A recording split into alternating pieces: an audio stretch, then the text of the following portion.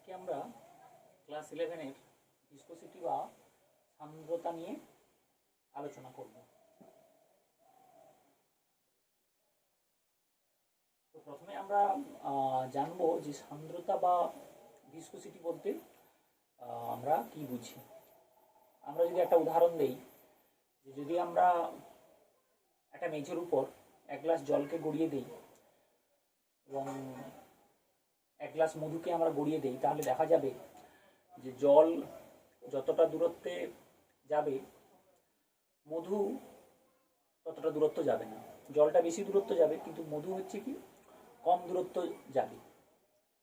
তো তার মানে জল আমি এখানে জলকে যে বেগে মেঝের উপর ছাড়লাম, মধুকেও একই রকমভাবে মেঝের উপর ছেড়েছি, কিন্তু দেখা গেল জল যে দূরত্ব অতিক্রম করেছে মধু তার থেকে কম দূরত্ব অতিক্রম করেছে। অর্থাৎ এদের মধ্যে নিজস্ব একটা প্রপার্টি আছে, বৈশিষ্ট্য আছে, যে বৈশিষ্ট্যের জন্য জল বেশি দূরত্ব যাচ্ছে কিন্তু তার থেকে মধু কম দূরত্ব যাচ্ছে। আমরা বলতে পারি এটা ভিসকোসিটি বা সান্দ্রতার জন্য হচ্ছে। তো ভিসকোসিটি প্রকৃতপক্ষে জিনিসটা কি না, আমরা যদি ধরে নেই যে এটা একটা টিউব, এর মধ্যে দিয়ে তরল প্রবাহিত হচ্ছে, এটা একটা প্রবাহ নালী, এটা একটা প্রবাহ নালী। এই প্রবাহ নালীর মধ্য দিয়ে কি হচ্ছে, তরল প্রবাহিত হচ্ছে।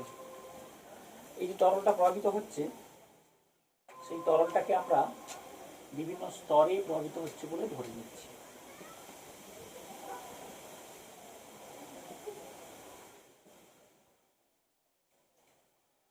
তো দেখা গেছে এই যে টিউব বা প্রবাহ নালী, এর কাছাকাছি যে স্তরটা, তার যা বেগ, আমরা যদি এই স্তরটা ধরি, তার পার্শ্ববর্তী আর একটা যে স্তর আমরা ধরি, তাহলে দেখা যাবে এই দুটো স্তরের মধ্যে বেগের পার্থক্য রয়েছে। অর্থাৎ এই স্তরের বেগ যদি ভি হয়, এই স্তরটার বেগ হবে ভি প্লাস ডিভি। কেন এটা হচ্ছে না, এই প্রবাহ নালী যেটা টিউব, তার যে অণুগুলো, সেইগুলো তরলের অণুকে আসঞ্জন বলের জন্য আকর্ষণ করছে। আবার এই টিউব, এই প্রবাহ নালীর অণুগুলো এই স্তরটাকে আকর্ষণ করছে, কিন্তু একে যে বলে আকর্ষণ করছে তাকে এর থেকে কম বলে আকর্ষণ করছে। তার মানে কাছাকাছি থাকা কোনো স্তরের বেগ সব থেকে কম। আবার যদি আমরা এখানে একটা স্তর ধরি, তাহলে তার বেগ সব থেকে কম। ঠিক কাছে থাকা স্তরের বেগ একবারে জিরো, এবং যত আমরা যাব একবারে এই জায়গাটাতে বেগ ম্যাক্সিমাম হবে। আবার একই রকম ওই দিক থেকে যখন আমরা আসবো, এই উপরে থাকা একটা স্তরের বেগ কম, তারপরে যত আমরা সেন্টারের দিকে আসবো তত বেগটা বাড়তে থাকবে। তো প্রশ্ন হচ্ছে যে যদি আমরা ধরে নিই তরলের মধ্যে থাকা কোনো দুটো স্তরের মধ্যে বেগের পার্থক্য, একটা হচ্ছে ভি আর একটা হচ্ছে ভি প্লাস ডিভি, আমরা ধরে নিচ্ছি এই দূরত্বটা হচ্ছে জেড আর এই দূরত্বটা হচ্ছে DZ, Z plus DZ, Z plus DZ. তাহলে আমরা বলতে পারি এই স্তরটার নাম দিলাম এ আর এই স্তরটার নাম দিলাম আমরা বি। তো সেক্ষেত্রে এ এবং বি স্তরের মধ্যে বেগের পার্থক্য কত, এটা হচ্ছে ভি প্লাস ডিভি আর এটা হচ্ছে ভি, তার মানে বেগের পার্থক্য কত হবে, ডিভি হবে। আর এদের ডিস্টেন্সের পার্থক্য কত, ডিজেড হবে। তার মানে একক দূরত্বে বেগের পার্থক্য কত হবে না, ডিভি বাই ডিজেড। তো প্রশ্ন হচ্ছে তাহলে তরলের মধ্যে থাকা যে কোনো দুটি স্তর, তার কোনো একটি স্তরের বেগ বেশি, এই স্তরটার বেগ যেমন বেশি, এই স্তরটার বেগ যেমন বেশি, তার ঠিক পাশে যে একটি স্তর রয়েছে সেই স্তরটার বেগ হচ্ছে সামান্য কম। তাহলে তরল যখন কোনো প্রবাহ নালীর মধ্য দিয়ে প্রবাহিত হবে, তখন পাশাপাশি থাকা যে কোনো দুটো স্তরের মধ্যে আপেক্ষিক বেগ কাজ করবে। এবার প্রশ্ন হচ্ছে যে আপেক্ষিক বেগ যদি কাজ করে তাহলে তরল প্রভাবিত হবে না, কারণ এই তরলটা কি করবে, এই যে স্তরটা, এই স্তরটা চাইবে এর বেগটা বাড়াতে, আবার এ চাইবে এর বেগটাকে কমাতে। এদের মধ্যে একটা রিলেটিভ স্পিড বা আপেক্ষিক বেগের সৃষ্টি হবে। তো তরল তার নিজস্ব একটা ধর্ম রয়েছে, যে ধর্মটাকে আমরা বলছি সান্দ্রতা। এই সান্দ্রতা ধর্মের জন্য কি করবে, ওই আপেক্ষিক ধর্মের বিরুদ্ধে একটা বল কাজ করবে এবং যার ফলে তরলটা প্রভাবিত হবে। আমরা যদি খুব সহজভাবে ব্যাপারটাকে আলোচনা করি ভাবে, যে কোনো দুটো স্তর, একটার বেগ ভি আর একটা হচ্ছে ভি প্লাস ডিভি, তার মানে এই বেগটা কম, এই বেগটা সামান্য বেশি। তাহলে যে যে স্তরের বেগ বেশি সে চাইছে পাশের স্তরের বেগটাকে বাড়াতে, আর যে যার কম সেই উপরের স্তরটাকে চাইছে বেগটাকে কমাতে। তার মানে এদের মধ্যে একটা আপেক্ষিক বেগ সৃষ্টি হয়েছে। তো আপেক্ষিক বেগ যদি সৃষ্টি হয় তাহলে কিন্তু তরল প্রভাবিত হবে না। তাহলে তরল তার নিজস্ব একটা ধর্ম রয়েছে, যে ধর্মের জন্য ওই আপেক্ষিক গতির বিরুদ্ধে একটা বল কাজ করে এবং তরল প্রভাবিত হয়। সেই ধর্মটাকেই আমরা বলছি ওই ভিসকোসিটি, বা আমরা বলছি সান্দ্রতা। ঠিক আছে। আচ্ছা, এইখানে এই যে ডিভি বাই ডিজেড লিখেছি, এইটার একটা নাম আছে, এইটাকে আমরা বলি গতিবেগ পরিলেখ। গতিবেগ পরিলেখ, বা এটাকে ইংরেজিতে বলা হয় ভেলোসিটি প্রোফাইল। অর্থাৎ দূরত্বের সঙ্গে সঙ্গে কোনো স্তরের বেগের যে পার্থক্য, সেইটাকে আমরা এই গতিবেগ পরিলেখ বা ডিভিডিজেড বা ভেলোসিটি প্রোফাইল দিয়ে আমরা এটাকে প্রকাশ করি। তাহলে আমাকে যদি বলে যে সান্দ্রতার ডেফিনেশন কি হবে, আমরা বলবো যে ধর্মের জন্য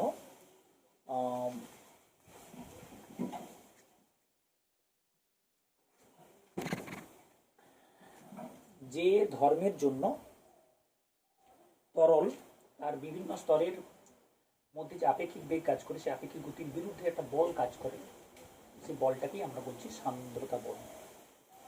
তো সান্দ্রতা বল হচ্ছে অনেকটা ঘর্ষণ বলের অনুরূপ। আমরা যখন কোনো একটা তলের মধ্যে দিয়ে কোনো একটা বস্তুকে টেনে নিয়ে যেতে চাই, তখন ওই বস্তু এবং তলের মধ্যে বস্তুর গতির বিপরীতে একটা বল কাজ করে, যে বলটাকে আমরা বলি ঘর্ষণ বল।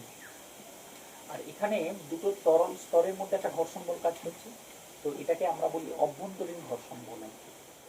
তো এটাও এক ধরনের ঘর্ষণ বল, এটা হচ্ছে অভ্যন্তরীণ ঘর্ষণ বল। আচ্ছা, এবার প্রশ্ন হচ্ছে তাহলে সান্দ্রতা কাকে বলে আমরা জানলাম। এরপর আমরা যেটা জানবো সেটা হচ্ছে সান্দ্রতাকে সঠিকভাবে বোঝার জন্য আমরা এখানে এই গতিবেগ পরিলেখ বা ভেলোসিটি প্রোফাইল কি সেটা আমরা একটু জানবো। প্রশ্ন হচ্ছে যে দুটো আমি স্তর ধরেছিলাম, এই দুটো একটা স্তর ধরেছিলাম এ আর একটা স্তর ধরেছিলাম বি। তো তাদের গতিবেগের দূরত্বের সঙ্গে যে পরিবর্তন সেটা কত ছিল, ডিভি বাই ডিজেড ছিল। তো আমরা যদি ধরে নেই, এবার এখান থেকে যদি আমরা বেশি পরিমাণ চাপ প্রয়োগ করি, আমরা যদি এখানে বেশি পরিমাণ চাপ প্রয়োগ করি স্তর, এই যে দুটো পাশাপাশি স্তর আছে, তাহলে সেক্ষেত্রে কী হবে, ডিভি বাই ডিজেড এর মানটা পরিবর্তন হবে। অর্থাৎ এক্ষেত্রে আমরা যেটা মনে রাখবো সেটা হচ্ছে যে গতিবেগ পরিলেখ, যেটাকে আমরা ডিভি বাই ডিজেড প্রকাশ করছি, এবং সান্দ্রতা আমরা জেনেছি। আমরা এখানে আরেকটা নতুন জিনিস জানবো, সেটা হচ্ছে সান্দ্রতাঙ্ক। বা এটাকে আমরা ইংরেজিতে বলি কোএফিসিয়েন্ট অফ ভিসকোসিটি। এবং আরেকটা জিনিস আমরা জানবো, সেটা হচ্ছে সান্দ্রতা বল। সান্দ্রতা বলকে আমরা এফভি দ্বারা প্রকাশ করব। যেমন ঘর্ষণ বল একটা ছিল, তাহলে সান্দ্রতা বলও কাজ করবে। সান্দ্রতার জন্য যে দুটো স্তরের মধ্যে যে বল কাজ করে, সেই বলটাকে আমরা কি বলছি, সান্দ্রতা বল বলছি। তো সেই সান্দ্রতা বলকে আমরা কি দ্বারা প্রকাশ করছি না, এফভি দ্বারা প্রকাশ করছি। এবং সান্দ্রতাঙ্কটা কি, সান্দ্রতাঙ্কটা আমরা একটু পরে আসছি। তো সান্দ্রতা বল কেন তৈরি হচ্ছে না, সান্দ্রতা দুটো তরল স্তরের মধ্যে সান্দ্রতা রয়েছে বলেই সান্দ্রতাজনিত বলের সৃষ্টি হয়েছে। এখন আমরা যদি বলি সান্দ্রতা বলটা কোন কোন বিষয়ের উপর নির্ভরশীল, না দুটো স্তর রয়েছে, এই দুটো স্তরের মধ্যে আমরা যদি প্রেসারের পরিবর্তন ঘটাই, চাপের পরিবর্তন ঘটাই, তাহলে সেক্ষেত্রে কিন্তু সান্দ্রতাজনিত বলের মান পরিবর্তন হবে। অর্থাৎ আমরা যেটা বলবো সেটা হচ্ছে সান্দ্রতাজনিত বল, যেটা আমরা বলছি এফভি, সেটা দুটো বিষয়ের উপর নির্ভর করে। এক হচ্ছে ডিভি বাই ডিজেড এর উপর নির্ভর করে, আর হচ্ছে এফ ভি ভ্যারিজেজ এর উপর নির্ভর করে। অর্থাৎ দুটো তরল স্তরের মধ্যে যে সান্দ্রতাজনিত বল বা সান্দ্রতা বল কাজ করছে, সেই বলটা ওই দুটো তরল স্তরের ক্ষেত্রফলের উপর নির্ভর করছে, আর ওদের গতিবেগের নতিমাত্রার উপর নির্ভর করছে। অর্থাৎ দুটো স্তরের মধ্যে গতিবেগের কিরূপ পরিবর্তন হচ্ছে তার উপর নির্ভর করছে। তো এইখান থেকে আমরা এটাকে কি লিখতে পারি, এফ বি ভ্যারিজেজ A into DV by DZ, বা যদি আমরা এফ বি বাই এ বলি, এফ বি ইজিক্যাল টু আমরা একটা ধ্রুবক লাগাবো ইটা ইন্টু এ আর ডিভি বাই ডিজেড। তাহলে এই এফ ভি যেটা, এটাকেই আমরা বলছি সান্দ্রতা বল। এই এফ ভিটাকে আমরা কি বলছি, সান্দ্রতা বল বলছি। এই এটাকে আমরা কি বলছি, ক্ষেত্রফল বলছি। আর ডিভি বাই ডিজেডকে আমরা কি বলছি, গতিবেগ পরিলেখ। আর এই ইটা রয়েছে, এই ধ্রুবকটাকে আমরা বলছি সান্দ্রতাঙ্ক। তাহলে প্রথম কথা, সান্দ্রতা কাকে বলে না, তরলের যে কোনো দুটো স্তরের মধ্যে আপেক্ষিক বেগ কাজ করে, তরল তার যে ধর্মের জন্য ওই আপেক্ষিক গতির বিরুদ্ধে বল কাজ করে এবং তরল প্রভাবিত হয়, সেই ধর্মটাকে আমরা বলছি সান্দ্রতা। আর সান্দ্রতা বল কি না, সান্দ্রতার জন্য যে বল উদ্ভব হয় সেই বলটাকে আমরা বলছি সান্দ্রতা বল। তো সেই সান্দ্রতা বলটাকে আমরা এফ বি বলছি। সেটা দুটো বিষয়ের উপর নির্ভর করে, এক হচ্ছে ভেলোসিটি গ্রেডিয়েন্ট বা এই গতিবেগ পরিলেখ বা ভেলোসিটি প্রোফাইল, মানে ডিভি বাই ডিজেড এর উপর নির্ভর করছে। আর একটা হচ্ছে ওই দুটো তরল স্তরের মধ্যে যে ক্ষেত্রফল তার উপর নির্ভর করছে। এবার এটা থেকে আমরা যদি একটা সমীকরণ লিখি তাহলে আমরা পাবো এফ ভি ভ্যারিজেজ এইটা, এফ ভি সমান eta into A DV by DZ. এই সমীকরণে আমরা একটা ধ্রুবক ব্যবহার করেছি, যে ধ্রুবকটাকে আমরা বলছি সান্দ্রতাঙ্ক। তো আমরা যদি এই ফর্মুলা থেকে ইটা ইজিক্যাল টু লিখতে চাই তাহলে কি পাবো না, F V eta equal to F V by A into DV by dz. এটা ইজিক্যাল টু কি হবে, F V into A by dv into G, A into DV by DZ.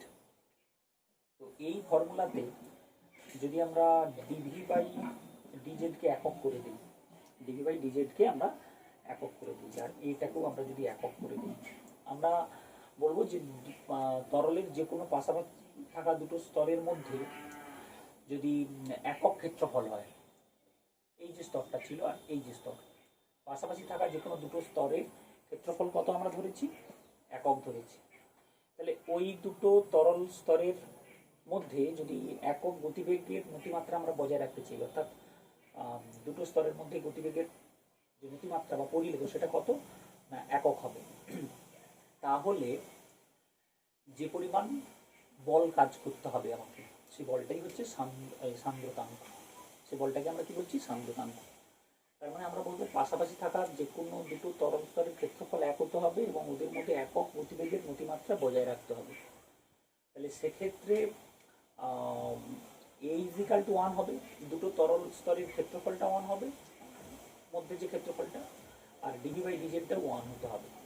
যদি এই দুটো হয় তাহলে তখন কি হবে না, তখন ইটা ইজিক্যাল টু এফ ভি হবে, অর্থাৎ তখন যে সান্দ্রতা বল কাজ করবে সেই বলটাকেই আমরা বলছি সান্দ্রতাঙ্ক।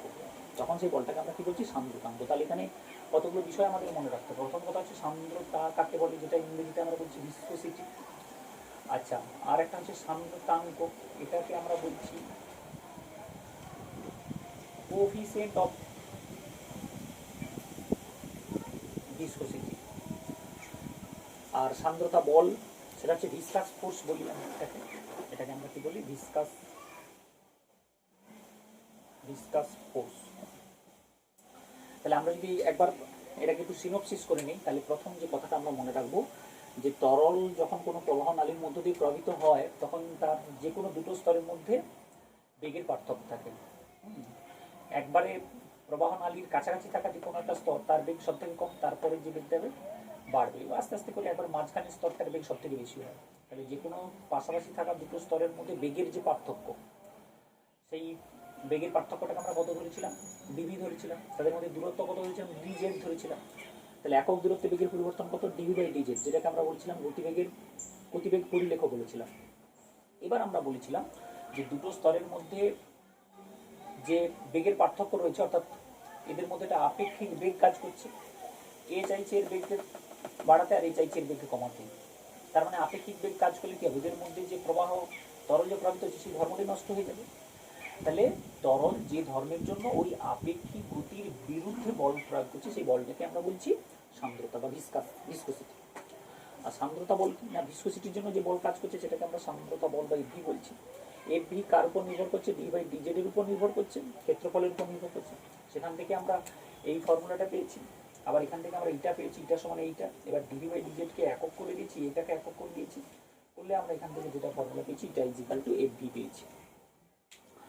তো এবার এখান থেকে আমাদের আরেকটা জিনিস যেটা জানতে হবে সেটা হচ্ছে ওই আমরা যে ফর্মুলাটা পেয়েছি এটা equal to F V into dv by dz. এবারে এটার একক আমরা বের করবো, এটার আমরা এককটা বের করবো। তো এটার একক যদি আমরা প্রথমে সিজিএস সিস্টেমে বের করি তাহলে কি হবে? এফভি মানে এটা একটা বল, সিজিএস সিস্টেমে বলের একক কি হয়? ডাইন হয়। ডিভি বাই ডিজেড এর একক, এর একক মানে হচ্ছে কত? Semi, semi square. ডিভি মানে কত? Cm per second. আর ডিজেড মানে দূরত্ব ইন্টু সেমি। তাহলে সেমি সেমি কেটে গেলে যেটা থাকলো সেটা হচ্ছে ডাইন সেকেন্ড আর সেমি টু দি পাওয়ার -2। এইটা এখানে সেমি সেমি কেটে দিলাম, সেকেন্ডটা উপরে উঠে গেল এইটা। তার মানে সিজিএস সিস্টেমের ক্ষেত্রে এই ইটা যেটা তার এককটা কি না, সেটা হচ্ছে dyne second semi to the power -2। তো এর একটা নাম রয়েছে, সেটাকে আমরা বলি পয়েজ বলি। যেটাকে আমরা কি বলি? পয়েজ বলি। আর এসআই সিস্টেমের ক্ষেত্রে যদি এটাকে চেঞ্জ করা হয় তাহলে নিউটন থেকে ডাইনটা এটা কত হবে? এটা নিউটন হয়ে যাবে, এটা সেকেন্ড থাকবে, এটা মিটার টু দি পাওয়ার -2 হয়ে যাবে। আর সিজিএস থেকে যদি আমরা এসআইতে এটা কনভার্ট করি তাহলে এটাকে জাস্ট 10 দিয়ে গুণ করতে হয়। মানে আমি বলছি আমাকে যদি কোথাও সিজিএস সিস্টেমে এর মানটা দেওয়া থাকে সেটা থেকে আমার যদি এসআইতে করতে হয় তাহলে আমি কী করবো? ইন্টু 10 করে দেবো। তাহলে 10 গুণ করলে ওইটা সিজিএস থেকে এসআইতে চলে আসবে। আমরা এটা মনে রাখলেই হবে। সিজিএস সিস্টেমের ক্ষেত্রে এটার এককটা মনে রাখো ডাইন second semi to the power -2। এটার একটা সহজ নাম হচ্ছে পয়েজ। আর এসআইতে হচ্ছে এইটা। তো এসআই থেকে সিজিএস থেকে যদি এসআইতে হয় তাহলে এটা 10 দিয়ে গুণ হবে। আবার এখান থেকে যদি আমরা সিজিএসে যেতে চাই, এসআই থেকে যদি সিজিএসে যেতে চাই তাহলে আমাকে 10 দিয়ে ভাগ করতে হবে। পয়েজের একটা বড় একক দেওয়া থাকে, কিছু কিছু ক্ষেত্রে আমরা ব্যবহার করি, যেটাকে আমরা বলি ডেকা পয়েজ। তাহলে এতক্ষণ ধরে আলোচনায় আমরা যেটা জানলাম, আমরা এই ফর্মুলাটা জানলাম, এফভি সমান A into DV by DZ বা eta into A DV by DZ. আর এটা সমান আমরা পেয়েছি FV by A into DV by DZ. আর এই ডিভি বাই ডিজেডকে আমরা বলছি কি? গতিবেগের পরিলেখ বা ভেলোসিটি প্রোফাইল। এটাকে আমরা সান্দ্রতা বলছি, সান্দ্রতাঙ্ক বলছি। আর এই ভিটাকে আমরা কি বলছি? এটাকে আমরা বলছি সান্দ্রতা বল বলছি, ভিসকাস ফোর্স বলছি। আচ্ছা, নেক্সট আমাদের এখানে আরেকটা বিষয় একটু মনে রাখতে হবে। এই ইটার আমরা একই রকমভাবে মাত্রা বের করতে পারি। মাত্রাটা বের করা সহজ। আমি এখানে এ মানে বলের মাত্রা বসাবো, এর মাত্রা বসাবো, আর ডিভি বাই ডিজেড এর মাত্রা বসাবো। বসিয়ে দিলে আমার এখানে চলে আসবে যে মাত্রাটা অ্যাকচুয়ালি এটা এরকম হয় ml -1 টু দি পাওয়ার -1। এটা একটা শর্ট কোশ্চেনের জন্য থাকে, এটা আমরা ভীষণভাবে একটু মনে রাখবো। আচ্ছা, আর একটা নির্ভর হচ্ছে এই যে সান্দ্রতাঙ্ক এইটা, সেটা কতগুলো বিষয়ের উপর নির্ভর করে। এক হচ্ছে তাপমাত্রার উপর নির্ভর করে 1 নম্বর, আর একটি হচ্ছে চাপের প্রভাবের উপরও কিন্তু নির্ভর করে। প্রথম কথা, তাপমাত্রার উপর কীভাবে নির্ভর করে? সাধারণত তাপমাত্রা যদি বাড়ানো হয় তাহলে সান্দ্রতা কমতে থাকে এবং একটা নির্দিষ্ট তাপমাত্রায় গিয়ে সান্দ্রতা 0 হয়ে যায়। সেই তাপমাত্রাটাকে আমরা বলি সংকট তাপমাত্রা। এবং সান্দ্রতা চাপের উপরও এটা নির্ভর করে। আচ্ছা, এরপর আমরা এখানে আরেকটা নতুন জিনিস জানবো, সেটা হচ্ছে সন্ধি গতিবেগ। সন্ধিবেগ এটাকে ইংরেজিতে আমরা বলি ক্রিটিক্যাল ভেলোসিটি। তো এই সন্ধিবেগ জানার আগে আমরা আরেকটা একটু জানবো, সেটা হচ্ছে কোনো প্রবাহ নালীর মধ্য দিয়ে যখন তরল প্রবাহিত হচ্ছে তার কোনো একটা বিন্দুতে, আমি ধরে নিলাম এটা এ বিন্দু, এই বিন্দুটাকে আমরা বি বলছি আর এই বিন্দুটাকে আমরা সি বলছি। তাহলে কোনো প্রবাহ নালীর মধ্য দিয়ে যখন তরল প্রবাহিত হচ্ছে সময়ের সঙ্গে সঙ্গে কোনো একটা বিন্দুতে প্রবাহের মান আর অভিমুখ যদি অপরিবর্তনীয় থাকে, এটা মনে রাখতে হবে। কোনো প্রবাহনালীর মধ্য দিয়ে যখন তরল প্রবাহিত হয় তখন কোনো একটা বিন্দুতে সময়ের সঙ্গে সঙ্গে তরল প্রবাহিত হচ্ছে এবং সময় অতিবাহিত হচ্ছে, তাহলে এ বি সি এবং বিভিন্ন বিন্দুতে যদি বেগের মান আর অভিমুখ, ধর আমি এখানে বললাম এর বেগের মান হচ্ছে ভি, এর মান হচ্ছে ভি, এর মান হচ্ছে ভি, যদি এই V A V B C এর মানগুলো সময়ের সঙ্গে সঙ্গে অপরিবর্তিত থাকে তখন সেই প্রবাহগুলোকে আমরা বলি শান্ত প্রবাহ। এর ইংরেজিটা খুব সুন্দর, এটা হচ্ছে স্ট্রিমলাইন মোশন। এটাকে আমরা কি বলি? শান্ত প্রবাহ বলি, শান্ত প্রবাহ বা স্ট্রিমলাইন মোশন বলি। শান্ত প্রবাহের আরেকটা নাম আছে, সেটা হচ্ছে ধারারেখ প্রবাহ। এবার প্রশ্ন হচ্ছে বেগের মান যদি খুব বেশি হয় তাহলে কোনো একটা বিন্দুতে বেগের মান আর অভিমুখ কিন্তু সময়ের সঙ্গে সঙ্গে তখন আর অপরিবর্তনীয় থাকবে না, তখন কিন্তু পরিবর্তন হবে। তখন কি হবে? পরিবর্তন হবে। তাহলে যদি বেগের মান আর অভিমুখ পরিবর্তন হয় তখন সেইটা আর শান্ত প্রবাহ থাকবে না, তখন সেটা হয়ে যাবে কি না অশান্ত প্রবাহ। এর ইংরেজিটা আমরা বলি টার্বুলেন্ট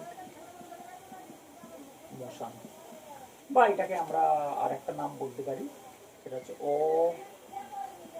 অধারারেখ প্রবাহ। তাহলে প্রবাহ যখন প্রবাহনালীর মধ্যে দিয়ে যখন তরল প্রবাহিত হচ্ছে তার কোনো একটা বিন্দুতে প্রবাহীর মান এবং অভিমুখ যদি সময়ের সঙ্গে সঙ্গে অপরিবর্তিত থাকে তখন সেটাকে আমরা বলছি শান্ত প্রবাহ বা ধারারেখ প্রবাহ। ইংরেজিতে আমরা বলছি স্ট্রিমলাইন মোশন। আর যদি পরিবর্তন হয় তখন সেটাকে আমরা বলছি অশান্ত প্রবাহ বা অধারারেখ প্রবাহ, যেটাকে আমরা বলছি টার্বুলেন্ট মোশন। তো আমরা হঠাৎ করে এইটা কেন আলোচনা করলাম না, এইখানে যে সন্ধি বেগ আমরা পড়েছিলাম, সন্ধি বেগের সঙ্গে এইটার একটু সম্পর্ক আছে। বলা হচ্ছে কোনো প্রবাহনালীর মধ্যে দিয়ে যখন তরল প্রবাহিত হচ্ছে, ঠিক আছে, তো প্রবাহনালীর মধ্য দিয়ে যখন তরলটা প্রবাহিত হচ্ছে প্রবাহীর বেগ একটা নির্দিষ্ট সীমা, প্রবাহীর বেগ একটি নির্দিষ্ট সীমা অতিক্রম করলে প্রবাহনালীর মধ্য দিয়ে যখন তরল প্রবাহিত হচ্ছে তখন প্রবাহীর বেগ একটি নির্দিষ্ট সীমা অতিক্রম করলে সেই বেগ আর কি না শান্ত থাকে না, তখন সে কি হয়ে যায় না অশান্ত প্রবাহ হয়ে যায়, অশান্ত প্রবাহ হয়ে যায়। তাহলে আমরা কি বলবো যে একটা প্রবাহ নালীর মধ্যে দিয়ে তরল প্রবাহিত হচ্ছে, তার একটা নিজস্ব বেগ রয়েছে, তো একটা নির্দিষ্ট বেগের মান আস্তে আস্তে বাড়তে একটা নির্দিষ্ট সীমা অতিক্রম করলে সেই বেগ আর শান্ত থাকবে না। তাহলে জাস্ট যে বেগটা অতিক্রম করলে ওই প্রবাহটা অশান্ত প্রবাহ হয়ে যাচ্ছে, ঠিক বেগটা টার্বুলেন্ট মোশন হয়ে যাচ্ছে, স্ট্রিমলাইন মোশন থেকে টার্বুলেন্ট মোশন হয়ে যাচ্ছে, সেই বেগটাকেই আমরা বলছি কি না সন্ধি বেগ। আমরা যে এইখানে এই ব্যাপারটা আলোচনা করছিলাম যে সন্ধি বেগটা কি না, সন্ধি বেগটা হচ্ছে প্রবাহনালীর মধ্য দিয়ে যখন তরল প্রবাহিত হচ্ছে একটা নির্দিষ্ট সীমা অতিক্রম করলে সেই বেগ আর শান্ত থাকবে না, তখন সেই প্রবাহটা কি হয়ে যাবে অশান্ত হয়ে যাবে, সেই বেগটাকে আমরা বলছি সন্ধি বেগ, যেটাকে আমরা ভিসি দ্বারা প্রকাশ করছি। এবং এটাকে আমরা ইংরেজিতে কি বলছি না ক্রিটিক্যাল ভেলোসিটি বলছি। এবার বলা হচ্ছে যে ক্রিটিক্যাল ভেলোসিটি ভিসি সেটা কতগুলো বিষয়ের উপর নির্ভর করে। ভিসি ভ্যারিজেজ কোনো তরলের সান্দ্রতাঙ্কের উপর নির্ভর করবে। আচ্ছা, এখানে আরেকটা বিষয় মনে রাখতে হবে, সান্দ্রতাঙ্ক কিন্তু কোনো তরলের একটা নিজস্ব বৈশিষ্ট্য, প্রত্যেকটা তরলের ক্ষেত্রে সান্দ্রতাঙ্কের মান একটা আলাদা আলাদা হয়। সেই জন্যই তো আমরা প্রথমে বলেছিলাম যে কোনো তরলকে আমরা ছেড়ে দিলে সে অনেকটা দূর বেড়ে যায়, জল মধু অনেক দূর যায় না কেন, তার মানে তার সান্দ্রতাঙ্কের পরিবর্তন রয়েছে। তার মানে যে তরলের সান্দ্রতাঙ্ক যত বেশি হবে সে তত কম দূরত্ব যাবে, তার ভিসকাস ফোর্স তত বেশি। তাহলে সন্ধি বেগ হচ্ছে ভিসি, সেটা ইটার উপর নির্ভরশীল। তার সাথে সাথে ভিসি ভ্যারিজেজ 1/O এবং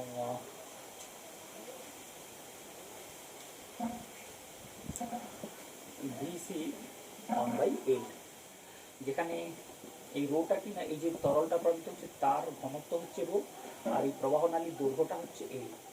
তার মানে আলটিমেটলি ক্রিটিক্যাল ভেলোসিটি এই 1, এই 2 আর এই 3 উপর নির্ভর করে। তো এখান থেকে আমরা যেটা লিখতে পারি সেটা হচ্ছে VC by eta by rho into L, বা এখান থেকে যেটা আমরা লিখতে পারি সেটা হচ্ছে ভিসি সমান some constant K into eta by rho into L. Actually এটাকে আমরা কে না লিখে এটাকে আমরা আর ই লিখি। এইটা একটা কনস্ট্যান্ট, এইটা একটা কনস্ট্যান্ট রাশি। এই কনস্ট্যান্টের একটা নাম রয়েছে, সেই নামটাকে আমরা কি বলছি, রেনল্ড। এটাকে আমরা বলি রেনল্ডস সংখ্যা বলি, এটাকে আমরা কি বলি, রেনল্ড সংখ্যা বলি।